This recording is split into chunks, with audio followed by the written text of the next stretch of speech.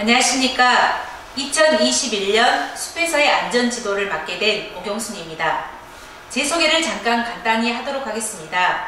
저는 큰빛 자연생태 어린이집을 10년 정도 운영을 하면서 매일형 숲반을 운영을 했었습니다.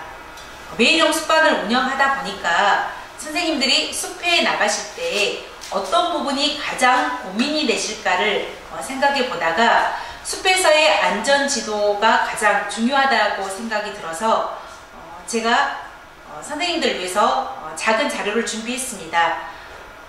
전문 강사가 아니기 때문에 선생님들이 강의를 보실 때 불편하시겠지만 제 작은 숲활동을 선생님들이 아이들과 숲활동을 하는데 조금이라도 도움이 됐으면 하는 제 마음을 담아서 이 영상을 준비하였습니다. 선생님들과 함께 크게 세 가지 주제를 가지고 오늘 이야기를 이끌어 가보도록 하겠습니다.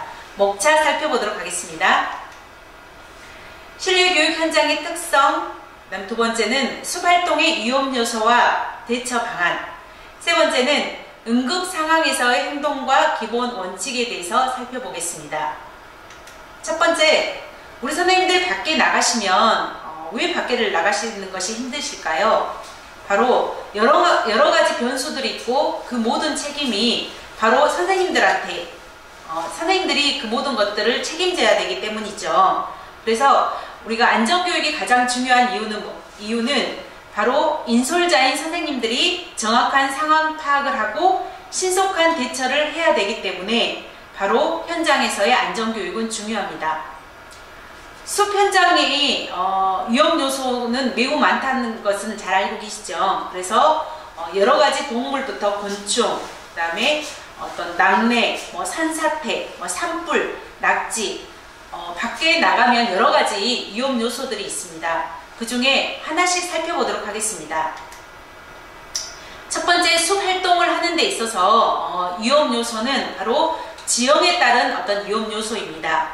그루터기가 됐던지, 덩쿨, 고사목, 낙지, 구덩이, 이런 위험 요소들이 있기 때문에 선생님들이 바깥 활동을 하실 때 특히 현장 학습을 가실 때는 사전에 주변을 철저하게 살펴보실 필요가 있겠지요. 두 번째, 계절에 따른 어떤 안전 지침. 선생님들이 현장 학습을 하는 곳이 너무 꽃들이 많이 펴 있고 꽃이 많이 펴 있다 보니까 다양한 벌이라든지 이런 것들이 너무 많이 있지는 않은지, 가을철에 산으로 갔을 때는 밤송이 특히 많이 주의해야 되는 상황이죠. 그래서 우리가 바깥 활동을 할 때 계절에 따라서 봄철에는 어떤 꽃가루, 가을철에는 밤송이 같은 그런 계절에 따라서 대체할 어떤 지역물들 있죠. 세 번째는 동물에 따른 안전 지침입니다. 그 첫 번째로 뱀에 대해서 살펴보도록 하겠습니다. 이제 따뜻해지면 뱀들이 많이 나오죠. 그래서 봄철에 우리가 걱정을 해야 되는 것은 모든 뱀이겠지만 특히 독이 있는 독사를 특히 조심해야 되는데, 봄철 동면에서 깨어난 독사는 어떤 따뜻한 온도나 습도, 짝짓기 등을 하기 위해서 이동을 하고, 또 뱀의 체온이 높아져 가는 8월에 매우 활동적이고, 그 다음에 순발력이 굉장히 높고 뱀 자체가 성질이 사나운 성질을 가지고 있습니다. 뱀은 먹이를 섭취한 후에 어떤 낙엽 속이나 돌 아래에 몸을 숨기기 때문에 아이들과 바깥 활동을 하러 갈 때 특히 낙엽이나 돌 밑을 조심하게 해야 합니다. 또한 겨울철에 겨울잠을 자기 전에 영양분을 많이 비축해 놓으려고 하는 가을에 뱀을 많이 볼 수가 있죠. 그렇다면 뱀을 예방하는 방법이 어떤 것인지 살펴보겠습니다. 뱀은 발목, 특히 아킬레스건 주위를 많이 물기 때문에 목이 올라온 신발 또는 어떤 발목을 덮는 등사나, 그다음에 긴 바지, 또 양말, 이런 것들을 아이들에게 신겨 주시고요. 또 선생님들은 수업 시간에 어떤 바깥 활동을 하실 때 스틱이 있으면 좋지만 스틱이 없을 경우에는 어떤 나무로 된 지팡이에 방울을 달아 주신다든지, 아니면 선생님들 이동하실 때 그 바닥을 치면서 가면 뱀은 청각이 예민하기 때문에 뱀이 그 활동하는 주변으로 오지 않습니다. 또한 그도 걱정이 되신다면 활동하는 경계선 부분에 그 음향 장치를 설치해 주는 것도 또 하나의 방법입니다. 그리고 아이들하고 활동하기 전에 모여서 땅을 뭐 이렇게 퐁퐁 뛰면서 그런 진동을 일으키면 뱀이 주변으로 오지 않는다고 합니다. 뱀을 여기 보시면 아시겠지만 그 물렸을 때 그 증상이 그 나오는 거에 따라서 흔히 구멍이 2개면 독사이고 뭐 구멍이 깊게 나타나지 않으면 일반 뱀이다 이렇게 알고 계시면 되고요. 응급처치는 일단은 뱀이 물렸을 때는 어떻게 해야 되겠습니까? 뱀이 없는 곳으로 일단은 이동을 해야겠죠. 그리고 절대 안정을 시켜주시고요. 뱀이 물렸을 경우에는 특히 독사 같은 경우에는 독이 온몸으로 퍼질 수 있기 때문에 바로 누워서 안정을 취해 주셔야지, 그렇지 않으면 독이 온몸으로 퍼지기 때문에 일단 안정을 시켜주는 것이 가장 중요합니다. 그리고 119에 바로 신고해 주시고요. 물린 부위는 심장보다 낮게 하고 몸에 그 조이는 부분들은 좀 느슨하게 좀 풀어 주셔야 됩니다. 그 다음에 물린 부위에는 네 번째, 물린 부위에서 심장 방향으로 10에서 15cm 정도 10에서 15cm 떨어져 있는 부분을 어떤 헝겊으로 묶어 주시면 됩니다. 그러니까 독이 위로 퍼져나가지 않도록 묶어 주시는데, 계속 묶어 주시는 것이 아니라 묶으실 때는 손가락 하나가 좀 들어갈 수 있도록 약간 여유롭게 묶어 주시고, 계속 묶어주는 게 아니라 15분 정도 지난 다음에 다시 30초 풀었다가 다시 묶어주는 이런 형태를 해야 되고요. 그 전에 아마 119가 오지 않을까 그런 생각이 듭니다. 특히 독이 있는 독사 같은 경우에는 쇼크를 조심해야 되겠죠. 두 번째 우리가 그 생각하는 부분은 바로 멧돼지입니다. 깊은 산으로 들어가지 않고 도시형 숲 같은 경우에는 멧돼지 출몰할 일이 많이 없지만, 또 선생님들이 어떤 산에 갔다가 멧돼지를 만날 수 있기 때문에, 멧돼지는 사람이 공격할 태세를 보이지 않으면 공격하지 않습니다. 그런데 멧돼지에게 절대 해서는 안 되는 행동은 그 멧돼지를 보고 뛴다든지 팔을 막 젓는다든지 소리를 지른다든지 돌을 던지는 거, 또 새끼 멧돼지 주변에 접근하는 이런 형태는 멧돼지가 바로 돌진을 할 수가 있기 때문에 절대 해서는 안 됩니다. 특히 멧돼지는 번식기인 12월에서 1월 숫 멧돼지가 공격할 위험도가 높고요. 4월, 5월 같은 경우에는 어떤 새끼를 가지고 있는 암돼지의 공격의 위험성이 있기 때문에 특히 이 시기에는 조심해야 됩니다. 멧돼지는 칼이나 칼로도 이렇게 멧돼지를 공격을 저지할 수 없기 때문에, 일단 멧돼지를 만나면 바로 도망가는 것이 가장 좋다고 합니다. 그리고 어떤 야간 활동이라든지 어떤 새끼 활동을 자제해 주시고요. 다음은 말벌에 대해서 살펴보도록 하겠습니다. 말벌의 종류는 쌍쌍벌, 땅벌, 말벌 이렇게 3개의 종류가 있습니다. 그림에서 보시는 것처럼 보시면 되고, 그 밑에 벌집 모양이 있죠. 이런 수활동을 하시면서 이러한 형태의 벌집 모양을 많이 보셨을 겁니다. 그렇다면 말벌이 위험한 이유는 어떤 걸까요? 일단 말벌은 3월에서 5월에는 여왕벌이라서 공격성이 크지는 않습니다. 하지만 이 시기를 지난 이후의 말벌은 일벌이라서 공격성이 매우 강하고 집을 지키는 본능이 강하므로 말벌 주위 말벌의 집을 근처에 갔을 때는 굉장히 강하게 공격을 합니다. 또한 5월 말에서 10월 초 활동성과 공격성이 가장 강하기 때문에 이때 말벌을 주의해야 합니다. 말벌은 사람이 공격을 하지 않으면 먼저 사람을 공격하지는 않습니다. 근데 말벌이 사람을 공격할 때는 제일 먼저 정찰을 하고, 그 정찰이라고 하는 것은 본인들의 방어 구역을 넘어가지 않는다면 그러한 주변을 정찰벌이 선에 비행만 합니다. 그래서 이럴 때는 말벌이 공격하지 않기 때문에 천천히 말벌이 나타났다고 하더라도 손으로 휘젓지 말고 서서히 뒤로 빠져나오기만 하면 됩니다. 그런데 이 정찰 단계를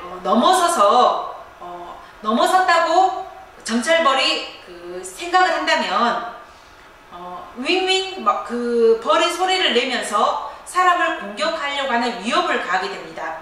이럴 때도 절대 말벌을 손으로 휘젓지 말고 그냥 뒤로 빠져나와야 합니다. 그런데 말벌이 공격할 때는 위협 단계를 무시하고 사람들이 벌집으로 계속 접근을 한다고 생각을 하고, 또 직접적인 벌집에 자극을 주었을 경우에 말벌이 공격을 합니다. 이럴 때는 머리를 낮추고 머리를 감싼 채로 전속력으로 그 자리를 벗어나야 합니다. 말벌에 쏘였을 때의 응급처치는 이후에 추가 피해를 막기 위해서 그 말벌이 있는 곳을 피해서 장소를 피해서 이동을 하시고, 벌이 말벌인지 꿀벌인지 상관없이 15분이나 30분 이내에 아나필락시스 쇼크 증상이 나타난다면 응급 상황으로 판단을 하셔야 됩니다. 또한 벌이 쏘였지만 박힌 침이 없을 경우에, 말벌이 물렸는데 박힌 침이 없을 경우도 119에 신고를 하시고 응급처치를 해야 합니다. 말벌이 쏘였을 때는 두통이나 어지럼, 쇼크 증상이 나타날 수가 있기 때문에 119가 도착하기 전까지 안정을 취하고 있어야 됩니다. 말벌이 아니라 아이들하고 활동을 하다 보면 꽃 주위에 꿀벌들이 많이 있죠. 그래서 꿀벌에 쏘였을 때는 어떤 손톱이나 핀셋으로 벌침을 뽑아내고, 어떤 우리가 흔히 알고 있는 연고를 바르거나 냉찜질을 해주면 바로 부기가 가라앉습니다. 다음으로 가장 선생님들이 걱정을 많이 하고 또 매체에서도 많이 이야기하고 있는 것은 진드기입니다. 진드기는 다 위험한 것이 아니라 SFTS라는 중증 열성 혈소판 감소 증후군이라고 하는 작은 소참 진드기가 에게 물렸을 때 이러한 감염증이 나타납니다. 하지만 전체의 0.5% 이하로 발생을 하기 때문에 그렇게 많이 발생한다고 보기는 어렵습니다. 진드기가 물리지 않도록 예방하는 방법은 긴 소매, 긴 바지, 목에 스카프를 함으로 인해서 맨살에 노출되지 않도록 해야 합니다. 또한 풀밭에 옷을 벗어놓지 않도록 하고, 풀밭에 바로 앉지 않고 돗자리 위에 앉도록 하셔야 됩니다. 수발동을 하고 온 다음에는 꼭 옷을 세탁하게 하고, 그날 샤워나 목욕을 하게 한 후 샤워나 목욕을 했는지 선생님들이 다시 한번 점검해 주실 필요가 있습니다. 용변을 특히 여자친구들 같은 경우에는 용변을 앉아서 보지 않도록 해야 합니다. 선생님들은 수발동이 끝나셨을 때 아이들의 머리카락, 귀 주변, 팔 아래, 허리 주위, 무릎 뒤, 다리 사이에 진드기가 있는지 확인하셔야 합니다. 진드기가 물렸을 경우 선생님들이나 집에서 부모님들이 혹시 귀 밑에 진드기가 있는 것 같다라고 이야기를 하시면 손으로 빼지 마시고 핀셋으로 살살 돌리면서 다리가 이 안에 박히지 않도록 그 진드기를 빼내 주시라고 말씀해 주시고, 버리지 않고 빈 유리병이나 빈 병에다가 진드기를 넣고 병원에 갈 수 있도록 안내해 주시면 됩니다. 다음은 독성 식물입니다. 선생님들 수활동할 때 여러가지 지금 4월, 5월은 풀들이 많이 잎을 펴는 그런 시기이기 때문에 아이들이 자칫 바로 손으로 만질 수 있는 시기입니다. 그런데 식물에는 스스로 자기를 보호하기 위해서 알카로이드나 글리코시드의 성분을 가지고 있기 때문에 접촉을 했을 때 어떤 중독을 가는 거라든지 섭취를 했을 때 중독을 일으킬 수 있는 그런 식물들이 있습니다. 그래서 이 식물들 접촉성, 어떤 만졌을 때 중독을 일으키는 거, 먹었을 때 중독을 일으키는 식물들이 어떤 것인지 살펴보시고 밖에 수활동을 가셨을 때 이 부분을 주의시키시면 될 것 같습니다. 첫 번째, 접촉성 중독, 독성을 가지고 있는 식물들을 직접 만졌거나 또 그 식물에 찔려서 피부나 눈의 점막, 피부에 찔림을 했다든지 그 식물을 만진 손으로 눈을 만져서 눈의 점막을 통해서 유해 물질이 흡수돼서 가려움이나 발진 같은 알레르기 피부염을 발생시키는 것을 접촉성 중독이라고 합니다. 그래서 첫 번째, 애기 똥풀이나 독성 담쟁이, 잉글리쉬 아이비라고도 하는 독성 담쟁이, 쐐기풀, 이 세 가지 종류들은 그리고도 더 많이 있지만 접촉성 중독을 일으킬 수 있기 때문에 아이들이 바로 만지지 않도록 하셔야 합니다. 두 번째, 먹었을 때 어떤 알레르기를 일으키는 독성 식물을 가지고 있는 것은 첫 번째는 찔레꽃 열매, 아이들이 동글동글하고 빨갛게 생겨서 먹을 수가 있습니다. 그 다음에 까마종 열매, 주목나무 열매, 혁죽도. 혁죽도는 예전에 일기탈출 넘버1에서 가장 위험한 식물로 꼽혔습니다. 그래서 특히 혁죽도의 모양은 다시 한번 선생님들이 살펴보시고 특히 저 부분들은 만졌을 때라든지 섭취했을 때 아이들이 알레르기를 유발할 수 있기 때문에 주의 주셔야 되고, 그 떼죽나무 열매, 이 모든 것들은 아이들에게 독성을 유발할 수 있습니다. 그래서 바깥에 나갔을 때는 식물을 함부로 손에 만진다든지 열매를 따먹지 않도록 특별히 주의를 주셔야 되고, 두 번째, 까마죽 열매 같은 경우에는 선생님들이 어렸을 때 까마죽 열매를 먹었는데 나는 괜찮았어. 그래서 아이들한테 권하는 선생님들도 계시는데, 아이들에 따라서는 특히 많이 먹었을 때는 설사라든지 구토 증상을 일으킬 수 있기 때문에 특히 주의를 하셔야 합니다. 다음으로는 독버섯입니다. 독버섯은 저 어렸을 때만 하더라도 모양이 화려한 것은 독버섯이다, 그리고 모양이 화려하지 않는 것은 식용버섯이다, 이렇게 구별을 했지만 실제적으로 육안으로 독버섯과 식용버섯을 구분하는 것은 현실적으로 어렵다고 합니다. 그래서 2014년 8월에 산림청 국립수목원에서 스마트폰용으로 독버섯 바로 알기 웹이 출시되었습니다. 그래서 지금 이 화면이 그 웹 화면입니다. 그래서 선생님들이 산에 많이 가신 선생님들은 이 웹을 설치해 놓고 살펴보시는 것도 하나의 방법일 것 같습니다. 독버섯에 대한 잘못된 상식을 보면 색깔의 독버섯은 화려하고 원색적이다, 세로로 잘 찢어지지 않는 것이 독버섯이다, 대에 띠가 없는 것, 곤충이나 벌레가 먹지 않는 것, 은수저색이 변하는 것이 독버섯이다 라고 알고 있지만 이 부분이 다 맞지는 않습니다. 이건 잘못된 상식이라고 알고 계시면 될 것 같습니다. 4월에 꽃가루 이제 많이 있죠. 특히 이제 꽃가루 알레르기 있는 친구들도 꽤 많아서 걱정을 많이 하시는데, 꽃가루 농도에 대한 정보를 확인할 수 있다고 합니다. 저도 이 자료를 준비하면서 알았었는데, 기상청 홈페이지 날씨 부분에 보면 생활과 산업, 생활기상정보 지수별 안에 들어가면 꽃가루 농도 위험 지수라는 것이 나옵니다. 그래서 선생님들이 해당되는 그 날에 꽃가루 농도가 어느 정도인지 바로 기상청 홈페이지에서 확인하실 수가 있고, 또한 국립생물자원과에 배포된 꽃가루 발생 달력을 보면은 가장 많이 어떤 올해 어떤 꽃가루가 가장 많이 날리는지 살펴볼 수도 있습니다. 그래서 이런 정보들은 선생님들이 알고 계시면 좋을 것 같습니다. 꽃가루 알레르기가 위험한 이유는 아이들에 따라서 또 성인들도 마찬가지지만 비염이나 결막염, 천식 등을 유발할 수 있기 때문에 꽃가루 알레르기는 위험합니다.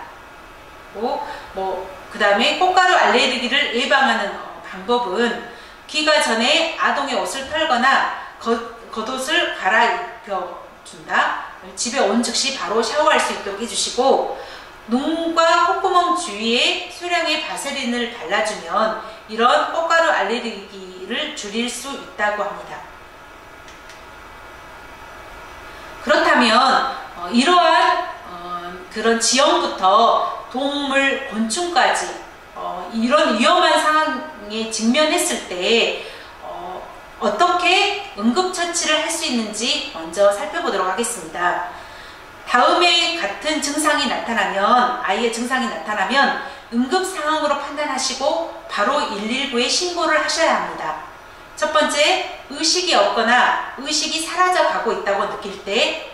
둘째, 호흡이 곤란하거나 비정상적인 방법으로 과호흡을 할 때. 셋째, 가슴 및 복부에 압박이나 통증을 호소할 때. 심한 출혈이 있을 때. 혈액이 섞인 구토를 할 때. 어떤 발음이 꼬인다라든지 불분명한 말투, 어떤 발작 증세가 활동을 할 때 보인다면 바로 119에 신고하셔야 합니다. 세계 공통의 응급처치 순서를 살펴보도록 하겠습니다.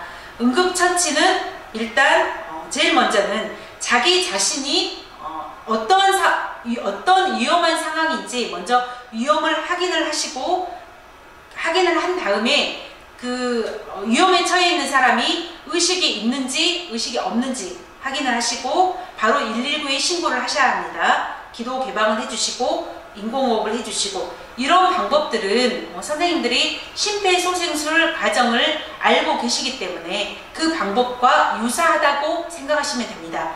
그런데 밑에 우리가 흔히 그 심폐소생술에서도 마찬가지로 기도 개방을 해주라고 하는데, 기도 개방을 할 때는 우리 지금 취약 전 6, 7, 8세 아동은 45도, 또 9세 이상 초등학생이 되면 90도 기울기로 개방을 해주시는 게 맞습니다.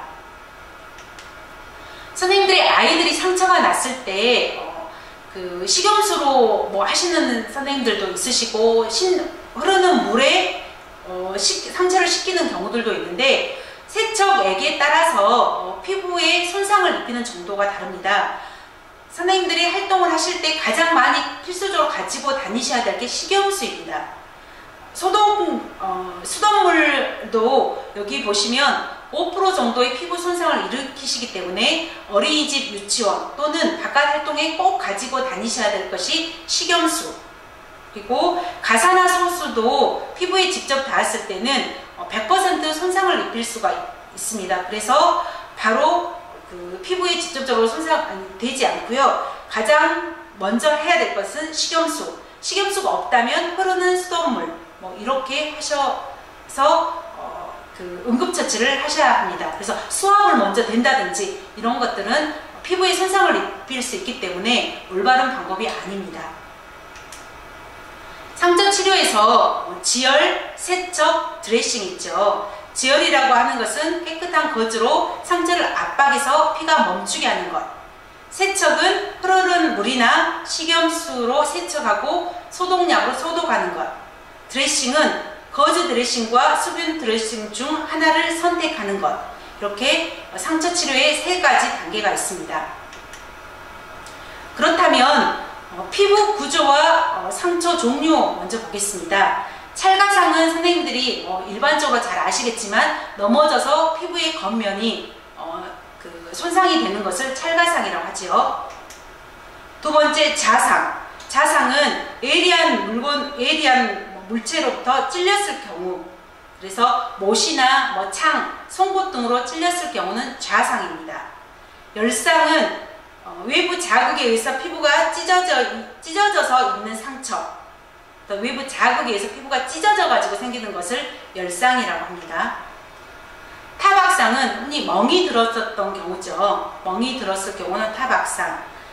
절상은 예리한 물체나 물체, 칼, 유리, 파편 등에 의해서 피부가 잘려져 나가는 것을 절상이라고 합니다. 그래서 우리 선생님들이 다시 한번 보시면 절상, 타박상, 열상, 좌상, 찰가상 이런 형태에 따라서 상처 부위를 구별해 주실 수 있습니다.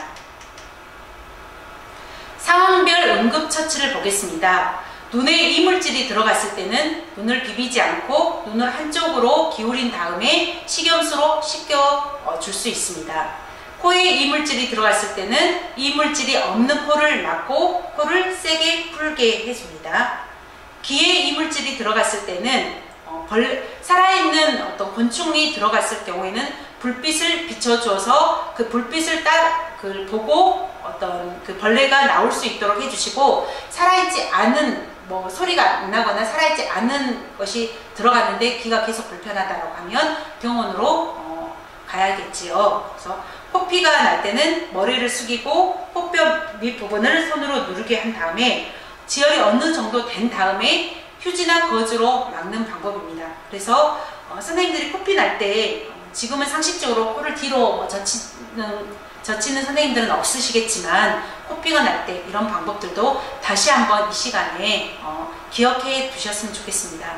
이가 부러지거나 빠졌을 때는 부러진 이를 차가운 물이나 우유에 넣고 바로 병원에 가셔야 합니다. 가시가 박혔을 때, 특히 찔렸을 때도 있지만 밤송이 같은 그런 가시들도 많이 박히죠. 가시가 박혔을 때는 소독한 바늘로 가시를 빼고 피를 조금 짠 뒤에 소독약이나 연고를 바르게 해야 합니다. 그렇지만 가시가 많이 박혀서 이렇게 하기가 어려울 경우에는 어떻게 해야 되죠? 병원으로 가게 이렇게 해야겠죠. 그리고 우리가 그 꿀벌이나 이런 가시 박혔을 때는 핀셋이 잘 안 보일 때는 어떻게 했죠? 신용카드나 카드로 살살살 옆에를 밀어서 빼면, 핀셋으로 빼면 되죠. 그다음에 벌레가 물렸을 때는 벌레 물린 약을 발라준다.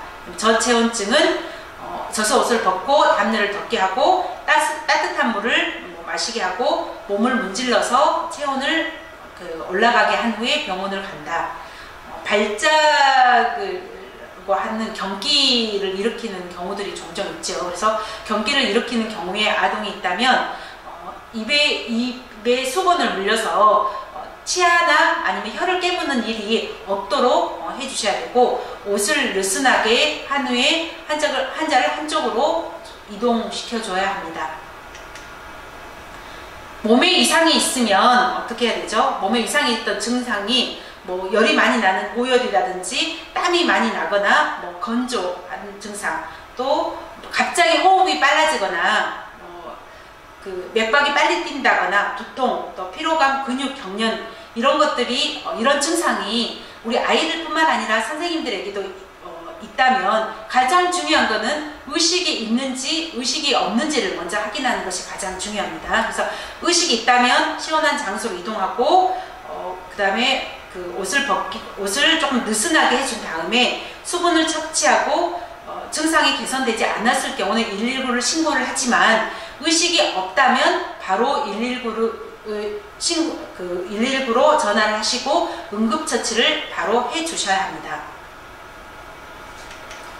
이상으로 숲에서 우리가 할 수 있는 응급처치 상황에 대해서 알아봤습니다. 지금 마지막으로 저는 루소의 에밀에 나오는 부분으로 이 강의를 마무리하려고 합니다.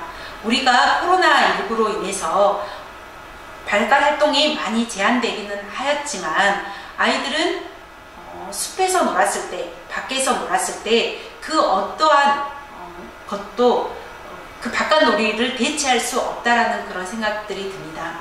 선생님들, 아이들과 바깥 활동을 하시면서 많이 힘드시죠. 그렇지만 아이들뿐만 아니라 선생님들의 행복을 위해서 많이 숲으로, 밖으로 많이 나가셨으면 좋겠습니다. 이상 강의를 마치겠습니다. 감사합니다.